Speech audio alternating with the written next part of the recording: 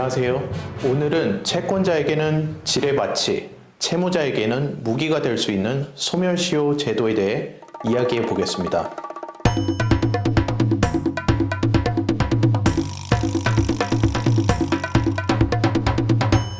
소멸시효란 일정한 기간 동안 권리자가 권리를 행사하지 않는 경우 권리를 소멸시키는 제도를 말합니다.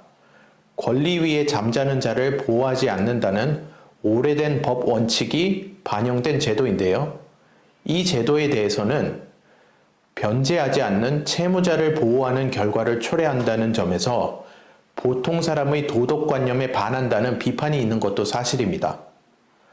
그러나 판례는 실제 있어온 사실 상태에 의존해 새로운 법률 관계를 형성한 이해관계인을 보호할 필요가 있고 채권자가 권리 행사를 태만한 데 대한 제재의 성격으로 소멸시효 제도의 필요성을 긍정하고 있습니다.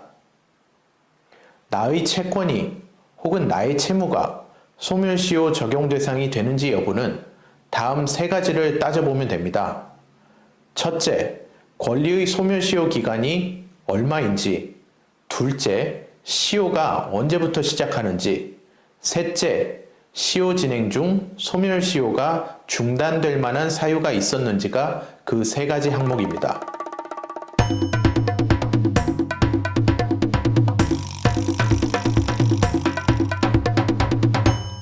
소멸시효가 문제되는 권리는 주로 채권입니다. 채권의 내용에 따라 소멸시효 기간이 다르다는 점에 유의해야 하는데요. 채권의 소멸시효 기간은 10년으로 이는 대원칙입니다. 즉 10년간 채권자가 본인의 권리를 채무자에 대해 행사하지 않으면 권리가 소멸되게 됩니다. 다만 예외적으로 민법과 상법은 이보다 짧은 5년, 3년, 1년의 단기 소멸시효 규정을 두고 있는데요. 1년 이내의 정기로 지급되는 채권, 예를 들어 월 단위로 부과되는 관리비 채권, 이자비 채권은 3년의 시효를, 숙박시설 숙박료 등은 1년의 시효를, 상행위로 인한 채권은 5년의 시효가 적용됩니다.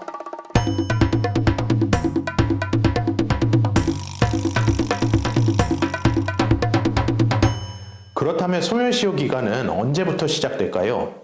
민법은 객관적으로 권리가 발생하였으며 그 권리를 행사할 수 있는 때로부터 진행된다고 규정하고 있습니다. 여기서 권리를 행사할 수 있는 때란 권리를 행사함에 있어 법률상 장애가 없음을 의미하는 것이고 채무자가 누구인지 모른다는 등의 사실상의 장애 사유를 의미하지는 않습니다. 그런데 판례는 형식적으로 법적 장애가 없더라도 실질적으로 권리자가 권리 발생 여부를 알기 어려운 객관적 사정이 있었고 채권자가 과실 없이 권리 발생을 알지 못한 경우에는 기산점을 뒤로 인정하기도 합니다.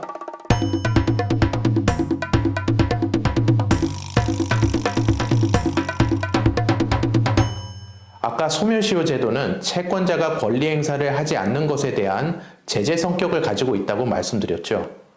따라서 소멸시효 완성 전 채권자가 권리를 행사하면 소멸시효 진행을 중단시키고 그간의 시효기간 효력을 상실케 할 수 있습니다. 민법은 권리 행사 방법에 관해서도 엄격하게 규정해 놓고 있는데요. 채권자의 소송 제기, 압류, 가압류, 가처분 신청이 권리 행사로 인정됩니다. 주의하실 내용은 채무자에게 채무 이행을 촉구하는 내용 증명을 보낸 것만으로 소멸시효 중단이 되기는 어렵고 그로부터 6개월 내에 소송 압류, 가압류, 가처분을 해야 완전히 시효 중단으로 인정될 수 있습니다.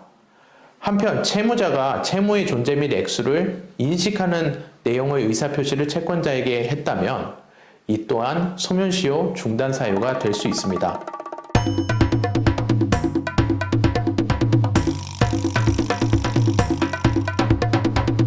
소멸시효의 완성은 곧 채권의 소멸을 의미합니다. 소멸시효는 채무자가 소송 과정에서 주장을 해야 법원이 판단하게 됩니다. 소멸시효가 완성된 경우 채권자는 더 이상 보호받을 길이 없는 걸까요? 꼭 그렇진 않습니다. 드물겠지만 채무자가 시효가 완성되었음에도 채무를 여전히 인정하면 이는 시효 이익을 포기하는 행위로 여겨져 채권이 여전히 존재한다고 판단될 수 있습니다. 또한 법원은 재반 사정을 고려해 채무자가 소멸시효 완성을 주장하는 것이 신의 성실의 원칙에 반하거나 권리남용에 해당한다고 볼 경우 채무자의 소멸시효 완성 주장을 배척할 수도 있습니다.